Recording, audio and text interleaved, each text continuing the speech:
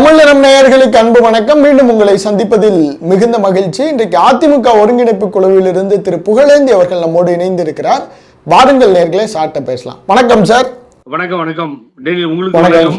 வணக்கம் சார். பார்க்கின்ற நேயர்களுக்கு நெஞ்சார்ந்த நன்றி. தமிழ் நேரத்து ரொம்ப நாள் ஆச்சு தமிழ் நேரத்தோட நான் உங்களோட உட்கார்ந்து பேசி. ஆமா சார். நேயர்களும் உங்களை ரொம்ப மிஸ் பண்ணியிருந்தாங்க. வேற சேனல்ல சந்திச்சுட்டு இருக்கோம். உங்க மூலியமா சந்திக்கும் பொழுது மிக்க மகிழ்ச்சி. Okay sir. நேற்று அதிமுகவினுடைய செயற்குழு அந்த தீர்மானங்கள்லாம் நீங்க பார்த்திருப்பீங்க. எடப்பாடியை ராஜதந்திரி அப்படின்னு சொல்லி பாராட்டியிருக்காங்க. நீங்க கொஞ்சம் பாராட்டலாமே சார் அவரை? ஆனா நிறைய பாராட்ட வேண்டியது, ரொம்ப ராஜதந்திரி. அதனால என்ன போய் கேக்குறீங்களே, நான் எப்படி பாராட்டணும்னு உங்களுக்கு தெரியாதா? அது என்ன சொன்னீங்க, செயற்குழுவா? ஆமா சார். அதுக்கு பேரு செயற்குழு இல்லைங்க, அதுக்கு பேரு அடிமைகள் குழு. அடிமை குழுலாம் ஒன்னாயி கூடி ஒரு அடிமையில கூட நல்லவா இருக்க மாட்டாரா ஒரு ஆளு, ஒரே ஒரு ஆளு. ஏயா இது மாதிரி பாரதிய ஜனதா கட்சியினுடைய தலைவர் இங்க மெட்ராஸ்ல வந்து அமித்ஷா உள்துறை அமைச்சர் உட்கார்ந்து என்டிஏ கவர்மெண்ட் ஃபார்ம் ஆகும்னு சொல்றாரு. அவங்க கட்சி கூட்டணி அமைக்கும், அவங்க தலைமையில தான் கூட்டணின்றாரு. நீ வேடிக்கை பார்த்துட்டு உட்கார்ந்து இருந்தியே, இது அம்மாவுக்கும் தலைவருக்கும் பண்ற துரோகம் இல்லையா? இது நீ செய்யலாமா பழனிசாமி? நாங்கெல்லாம் கொதிச்சு போயிருக்கோம், தூக்கம் இல்லை அப்படின்னு ஒருத்தர் பேசுனாங்களா? கவனிச்சிங்களா? யாரும் பேசக்கூடாதுன்னு உத்தரவே போட்டாச்சு. முதல்ல விருந்து வச்சாச்சு. விருந்து விருந்து விருந்து 2 நாளைக்கு முன்னாடி இந்த மாதிரி பிரச்சனைகள் வரும்னு எல்லா சட்டமன்ற உறுப்பினர்களும் செயற்குள்ள வந்துருவாங்க. அவங்களையெல்லாம் கூப்பிட்டு ஃபர்ஸ்ட் ரவுண்டு கவனிச்சுட்டாராம். செகண்ட் ரவுண்டு வேற இருக்கான், ரிசார்ட் மாதிரி. அதெல்லாம் செகண்ட் ரவுண்ட் இருக்கு, இது ஃபர்ஸ்ட் ரவுண்டு. அப்புறம் மாநில நிர்வாகிகள் எல்லாம் உண்டு, அதை ஒண்ணும் கவலைப்படாதீங்க, எல்லாத்தையும் பாத்துக்கிறோம். ஆனா நீங்க ஏதாவது கூட்டம் யாரும் நடுவுல பேசிடாதீங்க அப்படின்னு ஒரு இன்ஸ்ட்ரக்ஷனை கொடுத்து, முதல்ல ஒரு காலத்துல எனக்கு ரொம்ப வேண்டியவர் என்னுடைய அன்பு சகோதரர் OS மணியன். அவர் என்னன்னா, டிடிவி தினகரனை தவிர்ப்போம், அந்த பேரை நான் சொல்றதே இல்லை, நீங்க சொல்லிட்டேன். சின்னம்மாவை ஏற்போம், தவிர்க்க முடியாது. இந்த டைலாக் ஒரு காலத்துல அவரை தவிர்ப்போம், தவிர்க்கவே முடியாத நபர் சின்னம்மா. ஒரு டைலாக் வேற சொல்லுவார் ரொம்ப அழகா. அப்புறம் அவங்களுக்கு எதிர்ப்பாகவே, அவங்களால வளர்ந்த அவர் அவங்களுக்கு எதிர்ப்பாகவே டாட்டா சொல்லிட்டாரு. அந்த பெல்ட்ல அவரை வளர்த்ததெல்லாம் அந்த இவரு பாஸ் கீஸ்ன்னு சொல்லி ஒருத்தர் இருக்காருல்ல, அவர் வளர்த்து இவங்க எல்லாம் விட்டாரு நிறைய பேர்த்த. திவாகர் மூலியமா உங்க திறமை இல்லாதவங்க, திறமை உள்ளவங்க எல்லாம் உள்ள வந்துட்டாங்க. ஒரு காலத்துல போர்ச்சுகீசியஸ் உள்ள வந்த மாதிரி வந்துட்டாங்கன்னு வச்சுக்கோங்களேன். அது நடந்தது ஒரு காலத்துல. விடுங்க, போய் தொலையுது. இந்த ஸ்டோரி எடுத்தோம்னா பெரிய ஸ்டோரியா போகும். அப்புறம் அவர் என்ன பண்ணாரு, தீ குளிச்சிருவோம், பேப்பர்காரங்களுக்கு ஊடகக்காரங்களுக்கு வேற வேலை இல்லைங்களா, எப்படிங்க நிரூபிக்கிறது? நாங்க தான் இல்லைன்னு சொல்லிட்டாங்க பிஜேபியோட கூட்டணி. இனிமேல் யாராவது தீ குளிக்க சொல்லணும், இல்ல நாங்க தீ குளிக்கணும், அப்பதான் நம்புவீங்களான்னு அவரு கேட்டாரா இல்லையா? ஆமா. அப்புறம் எங்க அண்ணன் திண்டுக்கல் சீனிவாசன் எப்பயுமே கரெக்டா பேசுவார், ரொம்ப அறிவாய்ந்தவர் அவர் அண்ணன். ஏப்பா செத்தா போயிட்டனாங்க, பிஜேபியோட கூட்டணி வச்சா செத்து போனதான் நினைச்சுக்கோப்பா அப்படின்ட்டு அவர் ஒரு டைலாக். அப்புறம் KP முனுசாமி, இந்த நாட்டினுடைய வல்லமை மிக்க தலைவர், ஆளுமை பெற்றவர், வருங்கால முதல்வர் OPS கொஞ்ச நாள் சொல்லிட்டு இருந்தவர் நம்மள மாதிரி. நான் எந்த தப்பும் பண்ணல, ஆனா நான் அப்படி சொன்னது நானும் தானே. அப்ப என்ன பண்ணுவார் KP முனுசாமி, 2026 தேர்தலையும் கிடையாது பிஜேபியோட, நாங்க ஒத்துக்க மாட்டோம், அம்மா கொள்கையை நிலைநிறுத்துவோம். அவரு இன்னொருத்தர் சக்கரவர்த்தி மாதிரி இருந்த நானு, தோல்வியே கிடையாது என் லைஃப்ல, தோத்ததே கிடையாது. ராயபுரத்துல சிங்கம் நான், முடிசூடா மன்னன் சார். முடிசூடா மன்னன். எங்க முடிசூடு இருக்காது, முடிசூடா நல்லா இருக்கும், தலையெல்லாம் கிளியரா இருக்கும். அந்த நண்பர், நம்ம புறாத்தலை நண்பர், அவர் ஒரு டைலாக். ஒரு பாவம், அவருக்கு வேற வழி இல்லாம, சாரி மன்னிக்கிறோம், வேற வழி இல்லாம அவர் ஒரு டைலாக் விட்டாரு. அதனால பாரதிய ஜனதா கட்சியால தான் நாங்க தோத்து போயிட்டோம், பாரதிய ஜனதா கட்சி இல்லைன்னா இந்த நிலைமை எங்களுக்கு ஏற்பட்டு இருக்காது, எந்த காலகட்டத்திலையும் பிஜேபின்ற கட்சியோட கிடையாது, ஓட்ட வேண்டியது ஓடாது. இதெல்லாம் அவர் super dialogue by senior man, senior most leader, former finance minister, தலைவர் காலத்திலிருந்து கூட இருந்தவர் பொன்னையன். திருட்டு பசங்க, திருடனுங்க, திருந்திட்டாங்கன்னு ஒத்துக்க வேண்டியதானே. அதனால இருமொழி கொள்கையை தான் ஏத்துக்குவாங்க, மும்மொழி கொள்கை எல்லாம் இனிமேல் எதிர்க்க மாட்டாங்க. ஏதோ ஒரு சான்ஸ் கேட்டு அவங்க திருந்தி இருக்காங்க. யார? பிஜேபி மத்தியில ஆள்றத திருட்டு பசங்க. யார அமித்ஷாவை சேர்த்து சொல்றாரு தெரியாது. அவர் டைலாக் நடக்குதுங்க. காட்டு மிராண்டித்தனமா தந்தை பெரியார் சொன்ன மாதிரி இவனுங்க எல்லாம் மனுஷன் தாங்க. அவனுங்க யாராவது சொன்னதுக்கு ஒரு எக்ஸ்பிளனேஷன் கொடுக்குறாங்களா? பாத்தீங்களா? அரசியல் சகஜமாப்பா. கவுண்டமணி செருப்பால் அடிச்ச மாதிரி அழகான டைலாக் அது. கவுண்டமணி சார் சொல்லுவாரு மூவில, அரசியல் சகஜமாப்பா. அந்த வரி எனக்கு என்ன செருப்பு கழட்டி அடிக்கிற மாதிரியே இருக்கும். அந்த வரிகள் அப்படிப்பட்ட வரிகள். அது ரொம்ப தாக்கத்தை கொடுத்த வரிகள். வேப்பமர உச்சியில் நின்று பேய் ஒண்ணு ஆடுதுன்னு விளையாட போகும்போது சொல்லி வைப்பாங்க, உனது அறிவுதனை முளையிலேயே கிள்ளி எறிவாங்கன்னா கிள்ளி பாடல் எறிவாங்க. மூளையற்ற வீணர்கள். ஒண்ணு, வேலையற்ற வீணர்களின் மூளையற்ற வார்த்தைகளை கேட்டு நீயும் நம்பி விடாதே அப்படின்னு வரும்ல அந்த பாடல்கள் மாதிரி. ஆமா. மூளையற்றவர்கள் இவங்கள்ட்ட போய் நம்ம பேசி என்ன பண்ண முடியும்? எது சொன்னாலும் எடப்பாடி பழனிசாமி ஒத்துக்கிறாங்களாம். பெரிய மாவீரன் அலெக்சாண்டர் அவரு. அந்த அவர் பெரிய வாரையே நடத்தினார். 2வது உலக போரு, முதல் உலக போர்லாம் தலைமை ஏத்து நடத்தினார் பாருங்க அவரு. முட்டா பசங்க உள்ள உட்காந்துக்கிட்டு ஒருத்தனுக்கு தைரியம் கிடையாது கேட்கறதுக்கு. உட்காந்துட்டு வெளியில போஸ் கொடுத்துட்டு எடுத்த முடிவுக்கு கட்டுப்படுகிறோம் அப்படின்னு. இது ஏதாவது நீ கட்டுப்படுற கரெக்ட், நீ வந்து வெயிட்டா இருக்க, வெயிட்ட வாங்கிக்கிட்ட கட்டுப்படுற கரெக்ட். தொண்டர்கள் ஒத்துக்கிட்டாங்களா? அண்ணாமலையை எடுக்கணும்னா கேளுங்க, அண்ணாமலையை எடுத்துட்டு அந்த பாரதிய ஜனதா பண்ண தப்பு, யானை தான் தலையிலேயே மண்ணவாரி போட்டுக்குமா? அது மாதிரி பாரதிய ஜனதா கட்சி ஏதோ ஒரு வேலைக்கு வராத ஒரு லீடர் சொன்னாருன்னு சொல்லி ரொம்ப நேரம் தகராறு பண்றாருன்னு அவருக்கு அசிங்கமாயிடும் டெல்லி போறதுக்குள்ளன்னு சொல்லி ஒரு மனுவை வாங்க சொல்லி உத்தரவு போட்டு அந்த கட்சியை அறிவிச்சு என்னோட நண்பர் நயினார் நாகேந்திரன் போய் மனுவை கொடுத்து தலைவராக மாற்றப்பட்டு அண்ணாமலை மாற்றப்பட்டார். வாட்டவர் கட்சிக்குன்னு ஒரு விதிமுறை கட்சி இருக்கு, கட்சிக்கு ஒரு கட்டுப்பாடு இருக்கு, பைலா இருக்கு. அந்த கட்சிப்படி மனுவை வாங்கினாங்க, யாரையும் வாங்க வேணான்னு ஒற்றுமையா சொல்லி கடைசியில் நயினார் நாகேந்திரன் என்னுடைய நண்பர் பிஜேபியினுடைய தலைவர் ஆனார். இப்படி உங்களுக்கு கட்டுப்பாடே கிடையாது, கட்டுப்பாடு கிடையாது. உங்களுக்கு கட்டுப்பாடு கட்சிக்கு பைலா தான் ஒழிச்சிட்டீங்க, எம்ஜிஆர் பைலா, தலைவர் பைலாவை. இந்த வீணா போன 4 லீடருங்க பக்கத்துல இருக்கவனுங்க எல்லாம் ஜால்ரா தானே அடிக்கிறாங்க. அவங்கள கூட்டி வச்சு உட்கார வச்சு பேச வேண்டாமா? எங்க வெளி உலகத்துக்காவது இந்த கட்சி வந்து பங்கஷனரியா கட்சியா செயல்படுதுங்கிறத காமிக்கிறது வேணாமா? ஏன்னா உங்களை என்ன கூப்பிட்டு இந்த நாடக நடிகரை ஸ்டேஜில் ஏத்துற மாதிரி ஏத்தி பக்கத்துல உட்கார வச்சுட்டு என்டிஏ ஃபார்ம் பண்ணும், கூட்டணி ஃபார்ம் பண்ணும் அப்படின்னு அவர் சொல்றாரு. இந்த கையை கட்டிட்டு பயந்துட்டு அப்படியே சார், அது வந்து ஒரு ராஜதந்திர மூவ் இல்லையா சார்? எடப்பாடி இருந்தாரு, அது ஒரு ராஜதந்திரம்ல. அடுத்த 2 நாள் கழிச்சு கூட்டணி ஆட்சியும் கிடையாது, ஒண்ணும் கிடையாதுன்னு சொல்லிட்டு போயிட்டாரு பிரஸ பார்த்து. அவரு நேரம் சொன்னார். அவர் யாரு? ஆண்மகன், வீரமகன் யாரு?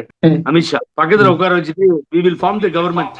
அதுக்கு எதுவும் அக்ரிமெண்ட் எல்லாம் கிடையாது. அதான் சார் ஹிந்தியில சொல்லியிருப்பாரு, புரிஞ்சிருக்காது சார். இந்த நாட்டினுடைய பிரதம மந்திரி வருஷத்துல 3/4 நாட்கள் 200 நாட்கள் வெளிநாட்டுல இருக்காரு. அந்த வெளிநாட்டுல இருக்கும் பொழுதுலாம் போற இடத்துல ஒப்பந்தம் போட்டு இவரு ஒண்ணு கொடுப்பாரு, அவங்க ஒண்ணு கொடுப்பாங்க. கட்சி இல்லாம ஆட்சி இல்ல. அப்ப அந்த கட்சி ஒப்பந்தம் போடும்போது ஒரு லெட்டர் எல்லாம் கிடையாதா? முதல்ல அவனை கவனிங்க நீங்க. பழனிசாமி கொண்டு போய் ஷால் போட்டாரு, பழனிசாமி கொண்டு போய் மாலை போட்டாரு, பழனிசாமி கும்பிட்டாரு, அமித்ஷா உக்காரியா தூரமா அப்படின்ட்டாரு. ஒரு பார்ட்னர், அலையன்ஸ் பார்ட்னருக்கு திருப்பி மாலை போட்டு மரியாதை செலுத்தணுமா இல்லையா? ஆமா ஆமா பண்ணாங்களா? ஏதாவது மதிச்சாங்களா சார்? முதல்ல கவனிச்சிங்களா நீங்க? இவனுக்கு கூட இருக்கவனுங்க எல்லாம் புத்தி இல்ல. எப்படி சார் நாண்டுகிட்டு ஏதோ சொல்லுவாங்க, அது மாதிரி எப்படி சார் இதெல்லாம் இவங்க பொறுத்துக்கிறாங்கன்னு எனக்கு புரியவே இல்லை சார். சார் நீங்க அலையன்ஸ் பார்ட்னர் சார், 33 வருஷத்துக்கு மேல கட்சி இந்த நாட்டுல ஆண்டு இருக்கு சார். அம்மா தலைவர் வளர்த்த கட்சி. உனக்கு சின்னம்மா போட்ட பிச்சை, நீ முதலமைச்சரான 3 முறை கோட்டையில கொடியேத்தி கிழிச்சிட்ட நீ சால்வ போடுற, மாலை போடுற, உனக்கு போடலையே, கேவலமா இல்லைங்க இது?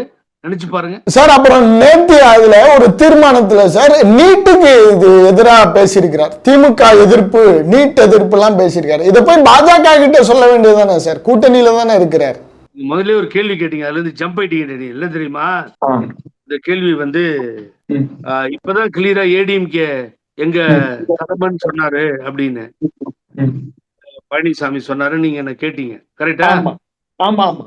அத மறுபடியும் டெல்லிக்கு போய் ஒரு டிரான்ஸ்லரை கூட்டு போய் தைரியம் பழனிசாமிக்கு வந்து உண்மையிலேயே தைரியமான அரசியல்வாதினா இப்படி அடிமைகள் தான் மகிழ்ச்சி அடைகிறதுக்காக டெல்லிக்கு போயிட்டு நேரா உட்காந்து ஒரு டிரான்ஸ்லேட்டரை வச்சுக்கிட்டு, ஐயா நீங்க மேடையில இங்கிலீஷ்ல ஹிந்தியில பேசுறதுலாம் எனக்கு புரியாது, ஏன்னா எனக்கு தமிழே தெரியாது, தமிழையே சரியா நான் பேச மாட்டேன், அதனாலதான் என்ன வந்து புரட்சி தமிழன்றோம். ஏன்னா ஒரு மீட்டிங் கர்நாடகாவில கேஜிஎஃப்லன்னு ஒரு இடத்துல நடந்தது மீட்டிங்.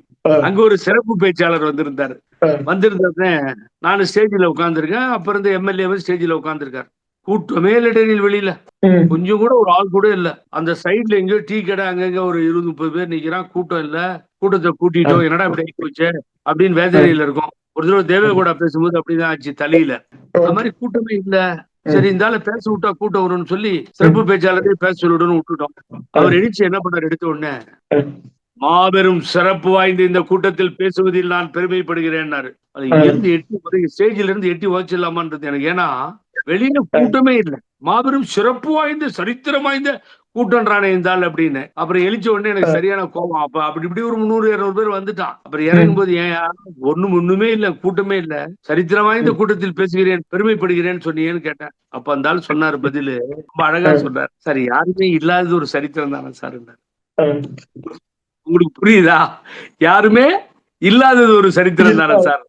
தமிழ் தெரியாது, தமிழ் பேச வராது, தமிழை கொன்னு தின்னு மென்னு திருப்பி இன்றைக்கு இதெல்லாம் தமிழ் வார்த்தைகள் ரொம்ப சுவாரஸ்யமா இருக்கும். அதுக்கு ஒருத்தன் கண்டுபிடிச்சு சொல்றோம் இலக்கியத்துல இருக்கிறது திருப்பிங்கிறது. ஆமாமா, இலக்கியத்துல அம்பேத்கரை தூக்குல போடுறதும் இலக்கியத்தில் தான் இருக்கு, கம்பராமாயணத்தை சேக்கிழார் எழுதினார்னு சொன்னதும் இலக்கியத்தில் தான் இருக்கு, ஆபிரகாம் லிங்கன் சொல்ல வரமா அபிராமின்னு சொன்னதும் இலக்கியத்தில் தான் இருக்கு, சிபிஐ என்கொயரி வேணும்னு கேட்க தெரியாம சிபி என்கொயரி வேணும்னு கேட்டதும் இலக்கியத்தில் தான் இருக்கு.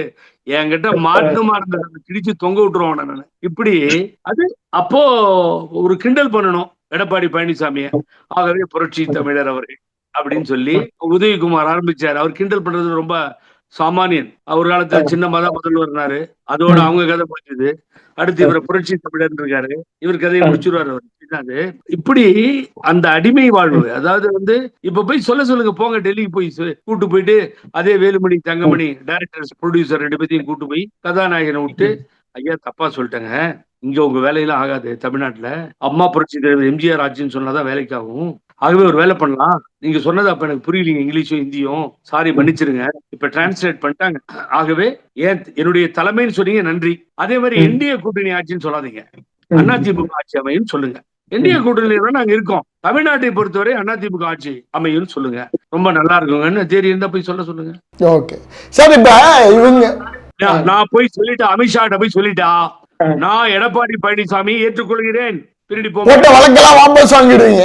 எல்லாம் இல்ல, தேடி இருந்தா போய் நேருக்கு நேர் சொல்ல சொல்லுங்க, எல்லாம் தேடி இருந்துச்சுன்னா போய் சொல்ல சொல்லுங்க. Come on, challenge, open challenge. அம்மா புரட்சி தலைவர் எம்ஜிஆர், புரட்சி தலைவி அம்மா ஆட்சி அமையும், நான் தான் முதலமைச்சராக இருந்தேன், திருமதி வி.கே. சசிகலா போட்ட பிச்சையில இருந்தேன், அம்மா ஆட்சியில அமைச்சராக இருந்தேன், எனக்கு தகுதி இருக்கு, இங்க யாரையும் முதலமைச்சரா விட மாட்டேன். தேசிய கூட்டணி என்னது, என்டிஎஃப் முன்னணி கூட்டணி, அதெல்லாம் ஓகே தான், பட் அந்த கூட்டணியில் இருக்கோம். ஆட்சியை பொறுத்த வரைக்கும் எங்க ஆட்சி தைரியமா ஒரு தடவை ட்ரிப் அடிச்சு அமித்ஷாவை சந்திச்சு, அன்னைக்கு திருட்டுத்தனமா டெல்லி போனது மாதிரி இல்லாம தைரியமா போய் சொல்லிட்டு சொன்னா ரைட். அப்புறம் நான் பேச முடியுமா? திரும்பி உங்ககிட்ட நானே தப்பாயிடும். சார், இந்த மெகா கூட்டணி எல்லாம் பேசியிருக்காங்க சார், விஜய் எல்லாம் வருவார் போல தெரியுதே சார், என்ன அந்த மெகா கூட்டணி இவங்க சொல்றாங்க, அது கிரவுண்ட்ல ஒர்க் அவுட் ஆகுமா சார் தொண்டர்கள்ட்ட? இல்லைங்க, சும்மா நினைச்சு வாய வச்சுட்டு இல்லாம எங்களை பத்தி எல்லாம் விஜய் பேசவே இல்லைங்க. எங்களை எல்லாம் பார்த்தா விஜய் ரொம்ப குஷி, எங்களை பார்த்த உடனே ஆனந்தமா இருக்காருங்க அப்படின்னு சொல்லி தானே குஷி ஆனந்த விட்டு தூணு துப்பினாரு. கூட்டணி கிடையாது லெட்டர்னு அதிமுகவுக்கு எங்களுக்கும் சம்பந்தம் இல்லை, கூட்டணி ஒரு பிரமையை ஏற்படுத்த வேண்டாம்லாம் ஒரு அறிக்கையெல்லாம் விட்டாங்க.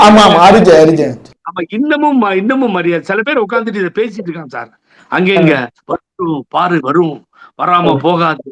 அப்ப அப்படி வந்துச்சுன்னா பழனிசாமிக்கு ஒரு இப்படி வச்சுக்கோமே, நீங்க பேசுற மாதிரி பேசும், ஒரு கூட்டணி ஏற்படும். அமித்ஷா வந்து ஒத்துக்கிட்டு ஓகே ரைட், கூட்டணியில ஒத்துக்கிட்டு ஆட்சியில அமைது, இவங்க வெற்றி பெற்று வந்துட்டாங்கன்னு ஒரு பேச்சுக்கு வச்சுக்கணும், மறுபடியும் ஜாலியா பேசுறோம். வந்துட்டு பழனிசாமிக்கு என்ன கொடுப்பாங்க தெரியுங்களா? என்ன சார்? சீட்டு அவங்க தான் கொடுப்பாங்க, மினிஸ்ட்ரி அவங்க தான் ஃபார்ம் பண்ணுவாங்க, விளையாட்டுத்துறை அமைச்சர் கொடுக்கறது கூட கஷ்டம், புரியுதா? மாட்டாங்க. விஜய தூக்கி சிஎம் உட்கார வச்சுட்டு அப்பாயின்மெண்ட் கொடுக்காத இந்த ஆளுக்கு வெளியே துரத்து. அன்னைக்கு நம்ம மெட்ராஸ் வந்தப்ப 5-6 மணி நேரம் நான் சாகடிச்சிருக்கேன். அந்த ஆளு திருடுதனமா வந்து டெல்லியில பாக்குறது, இந்த ஆள் நல்ல மனுஷனே கிடையாது. பிரதமர் பக்கத்துல உட்கார வச்சு அன்னைக்கே நம்ம அண்ணாமலையை ஏமாத்தின ஆளு. அதனாலதான் அண்ணாமலை வந்து இவர் வந்து இது மாதிரி ஒரு பச்சை துரோகியை பாக்கலன்னு சொன்னாரு. பழைய இஸ்டடியே இந்த ஆளுக்கு சரியில்லை, களமா நிறமாறுகின்ற பச்சோந்தி ஹெட்லாஸ்ட் உள்ளே சேர்க்காதுன்னு சொல்லிட்டு, ஒரு விளையாட்டுத்துறை வேணா போட்டு ஒழிச்சு போய் தொலையிட்டோம் அப்படின்னு ஒரு விளையாட்டுத்துறை அமைச்சர் வேணா கொடுப்பாங்க. இதுதான் நடக்கும். அங்க வந்து ஒத்துக்க மாட்டாங்க. என்ன நடக்க போகுதுன்னு சொல்றேன் கேளுங்க. உங்களுக்கு சீட் ஷேரிங் கேட்கலையே நீங்க? Okay sir. என்னன்னா 234 சட்டமன்ற உறுப்பினர்கள் அடங்கிய தமிழ்நாடு கூட்டணி வரும். திமுக அது ஒரு பக்கம் ஸ்ட்ராங்கா அந்த கூட்டணி வச்சுட்டு உட்கார்ந்துட்டு இருக்கு. அதுலயும் ஏதோ பேசி பாக்குறானுங்க, திரும்ப வந்துருவார், அவர் வந்துருவார். அவர் அண்ணன் கொள்கை பிடிப்பு உள்ளவர், அதனால அவரை பத்தி எனக்கு நல்லா தெரியும், ரொம்ப வேண்டியவர் அவரு. அதனால அப்ப ஒரு மாதிரி கூட்டணி, இது கொள்கை ரீதியான கூட்டணி, பிஜேபிக்கு எதிரான கூட்டணி, அதை நீங்க பாக்கணும். அவங்க ஒத்துக்கிறது இல்லை. அதனால யாரும் வெளியில போறதுக்கு அங்க வாய்ப்புகள் வந்து ரொம்ப கம்மி. கிருஷ்ணசாமி ஆரம்பிச்சிட்டாரு, கூட்டணி சேர்ந்தா கூட்டணியில பங்கு கொடுக்கணும் அப்படிங்கிறாரு. இடையில ஒரு சின்ன குறுக்கீடு. நீங்க அவர் பேரை சொல்ல மாட்டீங்க, ஆனா அந்த கேள்வி கேட்கறதுக்காக நான் அவரோட பேரை சொல்றேன். திரு டிடிவி தினகரன் அவர் அதுக்குள்ள வேட்பாளர்கள்லாம் அறிவிச்சுட்டு அவர் தனியா ஏதோ பண்ணிட்டு இருக்காரு சார். இல்ல, அது நேற்று இங்கேயோ மீட்டிங் நடந்தது, நான் கூட கேள்விப்பட்டேன்.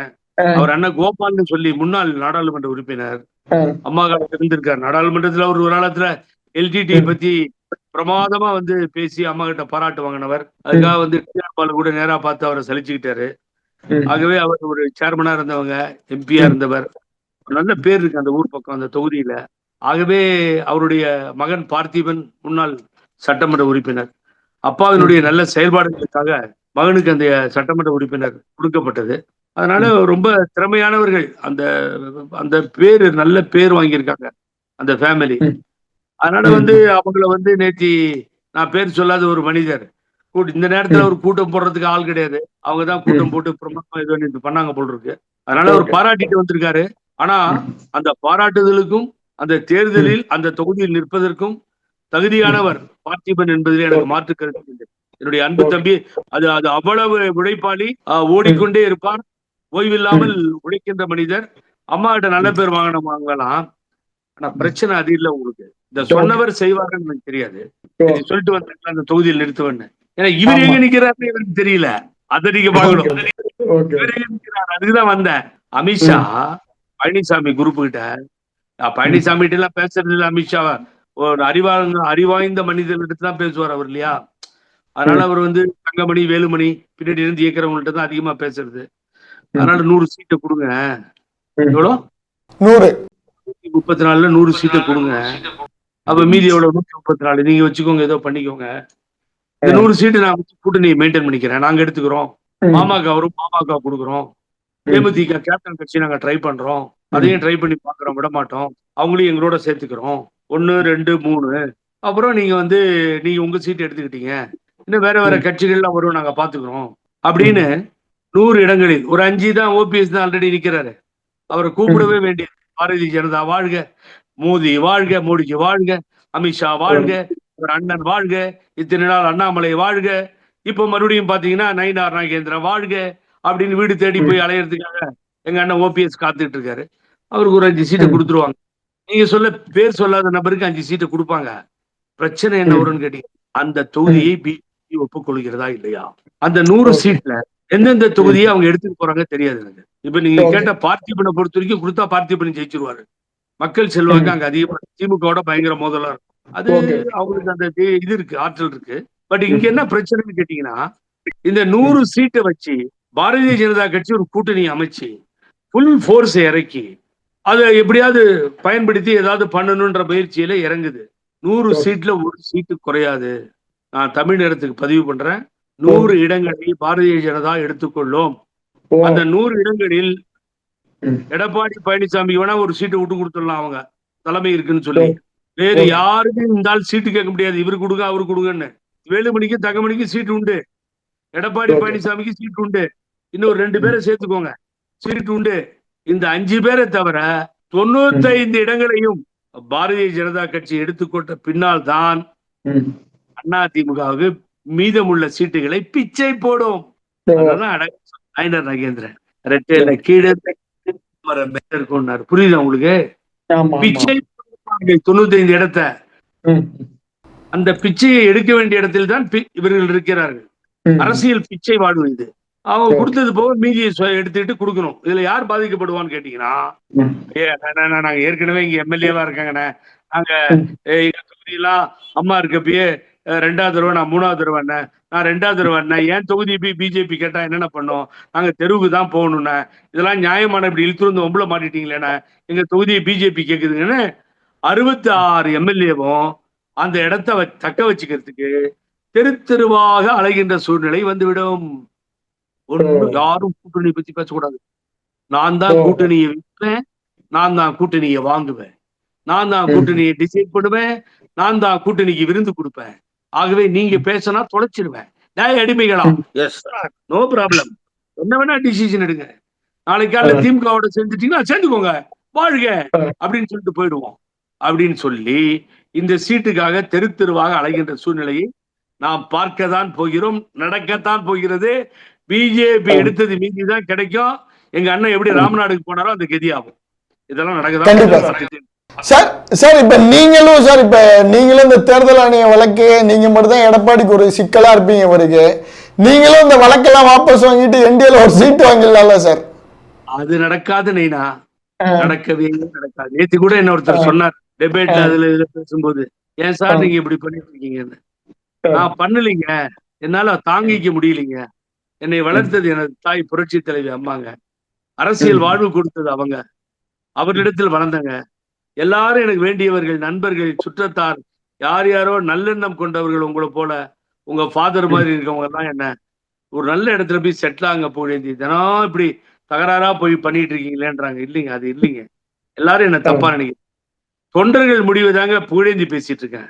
தயவுசெய்து எண்ணி பாருங்கள், எப்படி இருந்த இயக்கங்க. யாரோ ஆக்கிரமித்து அடிமைப்படுத்தி இந்த இயக்கத்தை கட்டுக்கோப்பாக அவர்கள் கொண்டு செல்வதற்கு நான் அடிமை அல்ல. புரட்சி தலைவர் எம்ஜிஆர் பெயரை, அம்மா பெயரை சுவாசம் செய்கின்ற அதிமுக தொண்டர்கள் அடிமைகள் அல்ல.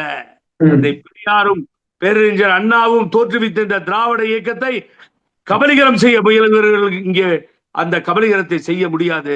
இது திராவிட மண், பெரியார் மண், இங்கே உள்ளே விடமாட்டோம் என்பதுதான் உறுதிமொழியாக இருக்கின்ற எங்களது குரல். ஆகவே ஒரு சீட்டை கூட பிச்சை எடுத்துட்டு பின்னாடி போயிடலாம் சார். நான் என்னைக்கோ நினைச்சிருந்தேனா கேஸு கலைஞ்சேன், அம்மா உத்தரவுப்படி பிணை கொடுத்தேன், எவ்வளவோ ஜெயிலுக்கு போனேன், ரத்தம் சிந்திருக்கேன் தமிழ் மொழிக்காக. நான் எத்தனையோ வரலாறுகள் நம்மளே சொல்லிட்டு போக கூடாது. இதையெல்லாம் செய்த நான் ஒரு சீட்டுக்காக போய் அவன்கிட்ட நிக்கலாம், அதில் விருப்பம் இல்லை சார் எனக்கு. சார் அவங்களே ஏற்கனவே கூட்டணியில இருக்காங்க, நீங்க அதை போய் எதிர்த்து தேர்தல் ஆணையத்தை ஒரு மலையோட மோதுறது சரியா சார்? அது இது மலை தேர்தல் ஆணையம் சார். அவங்க பாஜக கூட்டணியில இருக்காங்களா, அதிமுக பாஜக எடப்பாடிக்கு ஆதரவா தானே வரும்.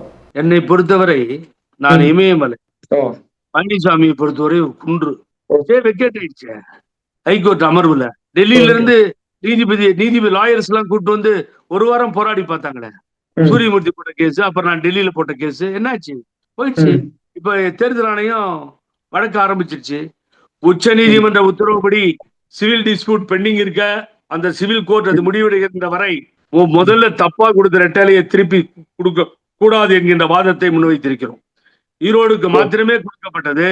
தேர்தல் ஆணையம் தவறாக புரிந்து கொண்டு நாடாளுமன்ற தேர்தலில் தூக்கி கொடுத்து சென்ற பாயிண்ட சொல்லிட்டேன்.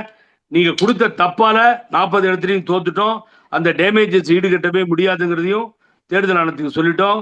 ஒருங்கிணைப்பாளர், இணை ஒருங்கிணைப்பாளர் இருவரும் சைன் போட்டு தான் 66 சட்டமன்ற உறுப்பினர்கள் தேர்ந்தெடுக்கப்பட்டார்கள். லோக்கல் பாடியில சில பேர் தேர்ந்தெடுக்கப்பட்டாங்க, மீதியெல்லாம் ஜீரோவா போச்சு. பேரூராட்சி, நகராட்சி, கார்பரேஷன்லாம் ஜீரோவா போச்சு.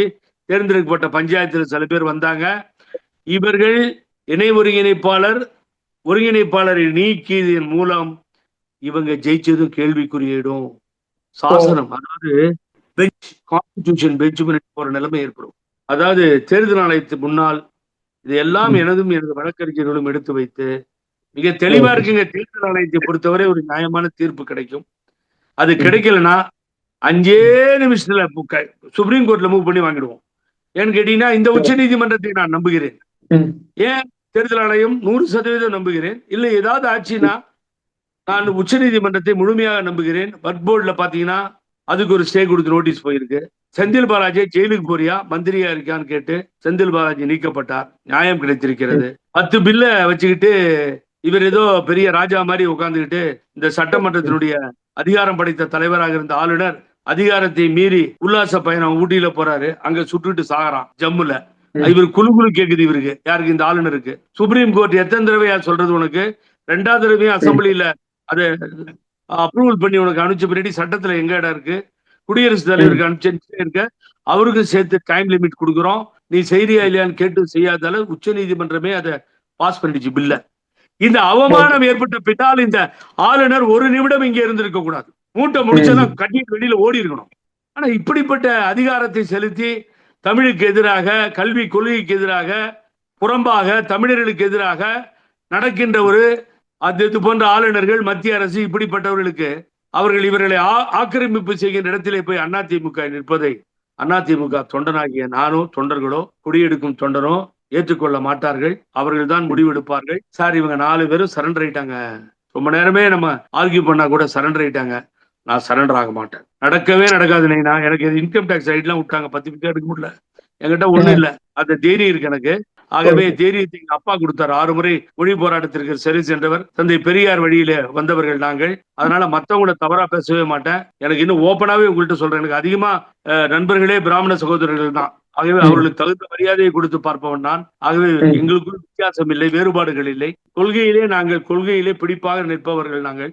ஆகவே என்னை பொறுத்தவரை இந்த அடிமைகள் போல அடிமையாக இருக்க விரும்பவில்லை. 2026 இன்னைக்கு நான் தமிழ் நேரத்துக்கு பதிவு பண்றேன். 0ல போய் முடிகின்ற நிலை ஏற்பட்டு மூளைக்கு மூளை தூக்கி எறிந்தோம் தலைகுடிமாக ஆனாங்கன்னு சொல்லி தலைவர் நம் நாடுல பாடின மாதிரி அந்த நிலைமை இவர்களுக்கு ஏற்படும். அதற்கு பின்னால் பழனிசாமிக்கு இது என்ன ஆகும் நீங்களே பாத்துக்கோங்க. இந்த கூட்டணி வெற்றி கூட்டணியாக மாறாது. காரணம் நான் அல்ல. இந்த பழனிசாமி எஸ்டிஎஃப் மீட்டிங்ல இருந்து எல்லா இடத்துலயும் கூட்டணி இல்ல சொல்லி 2வது இடத்துல இருக்கு சார். இந்தியாவில் அதிகமான முஸ்லிம்களை கொண்ட மாநிலம் இது, கிறிஸ்தவர்களை கொண்ட மாநிலம் இது. அவர் தமிழர், நாங்கெல்லாம் ஒற்றுமையா இருக்கோம். ஈஸ்வர அல்லா தேரே நாம்னு சொல்லுவான். ஒற்றுமையாக இருக்கிறோம். இதை பிரிப்பதற்கு வழிவகுக்கின்ற மத சார்புள்ள கட்சிகளை நாங்கள் ஆதரிக்க மாட்டோம். ஆகவே பொறுத்திருந்து பார்ப்போம் என்ன நடக்கிறது என்பதை. உங்களோடு பல நிகழ்ச்சிகளை கலந்து கொண்டேன், பல கருத்துக்களை நான் உங்கள்கிட்ட பகிர்ந்து கொண்டேன். ஆனா ஒன்னே ஒன்று சொல்றேன். நான் சொல்றேன் 134 100 அவங்க எடுத்துட்டு ஒரு 5 சீட்டை விட்டு கொடுத்துட்டு 95 அவங்க தான் சூஸ் பண்ணுவாங்க பிஜேபி. நடுத்தெருவில் இந்த அடிமைகள் நிற்கவில்லை என்றால் நீங்கள் வேடிக்கையை பாருங்கள். நடுத்தெருவிலே நிற்பார்கள் என்று சொல்லி உங்களிடத்திலிருந்து விடைபெறுகிறேன். நன்றி, வணக்கம். தமிழ் நேரத்திற்கும் வணக்கம். உங்களுடைய நேரத்திற்கும் இந்த வாய்ப்பிற்கும் நெஞ்சார்ந்த நன்றிகள் சார்.